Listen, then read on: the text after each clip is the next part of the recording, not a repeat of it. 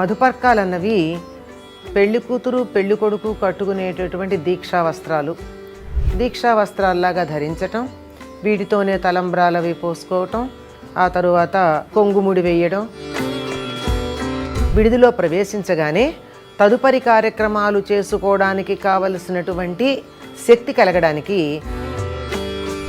అంటే ఒట్టి పంచదార శక్తినివ్వదు. పంచదార శరీరంలో కలిసి శక్తినివ్వాలి అంటే దానికి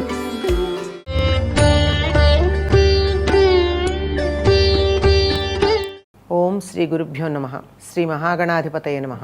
వివాహ కార్యక్రమంలో మధుపర్కాలు అనేటటువంటి మాట మనం వింటూ ఉంటాం. మధుపర్కాలన్నవి పెళ్లి కూతురు పెళ్లి కొడుకు కట్టుకునేటటువంటి దీక్షా వస్త్రాలు. వీలైనంత వరకు తెల్లనివి లేదా కొద్దిగా కోరా రంగు అంటారు, ఆఫ్ వైట్, పూర్తి తెలుపు కాకుండా నీలిమందు పెట్టి బాగా మిలమిలా మెరిసే తెలుపులాగా లేకుండా సహజంగా ఉండే పత్తి రంగులో ఉండేటటువంటివి, అంచుతో ఉన్నవి. ఇవి పెళ్లి కూతురు పెళ్లి కొడుకు దీక్షా వస్త్రాల్లాగా ధరించటం, వీటితోనే తలంబ్రాలవి పోసుకోవటం, ఆ తరువాత కొంగుముడి వేయడం, ఇలాంటివన్నీ మనం చూస్తాం. వీటిని మధుపర్కాలు అని లోకంలో అనుకుంటారు. కానీ నిజానికి మధుపర్కము అంటే, మధువు అంటే తేనె, తేనెతో కూడుకున్నటువంటిది. చల్లని పాలలో కానీ పెరుగులో కానీ తేనె వేసి రంగరించి ఇచ్చేటటువంటి దానికి మధుపర్కం అని పేరు. చాలా దూరం నుంచి అలసిపోయి మగ పెళ్లివారు ఆడపెళ్లివారు ఉన్నటువంటి గ్రామానికి, అంటే పూర్వకాలం గ్రామం అనుకోండి, ఇప్పుడు విడిది ఉన్నటువంటి ప్రదేశం ఏదైనా కానీ అక్కడికి వస్తారు. ప్రయాణపు అలసట వారికి వెంటనే తగ్గాలి అంటే చేయవలసినటువంటి ప్రధానమైన ఉపచారం ఏమిటి అంటే మధుపర్కం ఇవ్వటం. తేనె పాలు లేక పెరుగు కలిసి ఇచ్చినట్టయితే అది శరీరంలో ఉన్న ఎంతటి నిస్సత్తువనైనా తీసేసి నీరసాన్ని తగ్గించి వెంటనే శక్తినిస్తుంది. పైగా పెళ్లి కుమారుడికి ఇప్పటికి కూడా ఉందండి.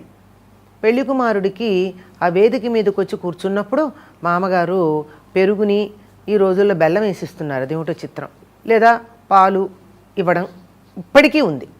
ఎందుకు అట్లా ఇస్తారంటే ఏమో ఇవ్వాలండి అని. నిజానికి అప్పుడు ఇవ్వచ్చు, ఇవ్వకూడదని కాదు. ప్రధానంగా ఇవ్వవలసింది ఎప్పుడు అంటే వారు ఊరి నుంచి వచ్చి విడిదిలో ప్రవేశించగానే తదుపరి కార్యక్రమాలు చేసుకోవడానికి కావలసినటువంటి శక్తి కలగడానికి ఈ మధుపర్కం ఇస్తారు. అందరికీ కూడా ఇస్తారు. ఈ సందర్భంలోనే పెళ్లి కుమారుడు ధరించవలసినటువంటి వస్త్రాలు కూడా తీసుకెళ్ళి ఇస్తారు, దీక్ష వహించేటటువంటి వస్త్రాలు. అదే సమయంలో అమ్మాయికి కూడా ఇస్తారనుకోండి. ఇది ఈ వస్త్రాలు ఆ సమయంలో ఇవ్వబడినటువంటి వస్త్రాలు గనక వాటికి మధుపర్కాలని పేరు. ఈ వ్యవహారం మనకి ఈ రోజుల్లో ఏ రూపంలో కనపడుతోందంటే పానకం కావిళ్ళు అనేటటువంటి రూపంతో కనపడుతూ ఉంది. అంటే మగపెళ్లి వారు రాగానే విడిదికి పెద్ద పెద్ద బిందెలతో పానకం తీసుకెళ్ళి ఇచ్చి అందరికీ తాగడానికి ఇస్తున్నారు. అంటే ఇంతమందికి తేనె పాలు లేక తేనె పెరుగు ఇవ్వగలిగినటువంటి స్తోమత లేనప్పుడు తేనె నీళ్లు ఇస్తూ ఉండేవాళ్ళు పూర్వకాలం. ఇప్పుడు తేనె అన్నది అపురూపమైన పదార్థం అయిపోయింది కనుక బెల్లపు నీళ్లు ఇస్తున్నారు. తేనంత ప్రధానమైన లక్షణం, ఔషధీయుక్తమైనటువంటి లక్షణం లేకపోయినా బెల్లం కూడా చాలా ఆరోగ్యకరమైనటువంటిది, శరీరంలో నీరసాన్ని తగ్గించేది. ఇప్పటికి కూడా మనకి చెప్తూ ఉంటారు, వేసవి కాలంలో ఎండదెబ్బ తగిలి నీరసపడిపోయినా లేక అత్యధికమైనటువంటి విరేచనాలు వాంతులు అయ్యి మనిషి నీరసించిపోయినా ఏం చెప్తారు అంటే చారెడు పంచదార చిటికెడు ఉప్పు వేసిన నీళ్ళు ఇవ్వండి, వెంటనే కోలుకుంటారంటారు. అంటే ఒట్టి పంచదార శక్తినివ్వదు. పంచదార శరీరంలో కలిసి శక్తినివ్వాలి అంటే దానికి కొంచెం ఉప్పు తోడవ్వాలి. ఈ ఉప్పు తీపి కలిసి ఇంకా అందులో ఇనుము సున్నము మొదలైనటువంటి రకరకాల పదార్థాలు కలిసి తక్షణం శక్తినివ్వటమే కాక తిన్న తర్వాత కూడా శరీరంలో ఎముకలకి ధాతువులకి పుష్టినివ్వగలిగినటువంటి పదార్థం బెల్లం. అందుకని బెల్లం నీళ్ళు ఇవ్వడం అన్నది మనకి మిగిలిపోయింది. ఈ కాలంలో అయితే మనం ఏం చేస్తున్నామండి, ఎవరైనా ఇంటికి వస్తే వెంటనే వేసవికాలం కనుక అయినట్టయితే చల్లని శీతల పానీయాలు ఇస్తున్నాం. ఇంట్లో తయారు చేసినవి కావచ్చు, లేదా కొన్నవి కావచ్చు. కొద్ది రోజుల క్రితం అయినట్టయితే ఇంట్లో తయారు చేసినటువంటి నిమ్మకాయ రసం కానీ, అంటే నిమ్మకాయ నీళ్ళు, నిమ్మరసం పిండి అందులో పంచదార ఉప్పు వేసి నిమ్మరసం కానీ, అయితే మజ్జిగలో నిమ్మరసం కానీ వేసి ఇచ్చే పద్ధతి ఉంటూ ఉండేది. నిమ్మరసం వేసినప్పుడు దాంతోపాటు కొంచెం ఉప్పు వేస్తారు, చిటికెడు పంచదార కూడా వేస్తారు. వీటి వల్ల శక్తి వస్తుంది, ఆ పైన నీరసం రాదు, కొద్ది సమయం పాటు ఓపికగా ఉండగలిగినటువంటి స్తోమత వస్తుంది. కనుక ఇది ఇలా రూపాంతరం చెందాయి.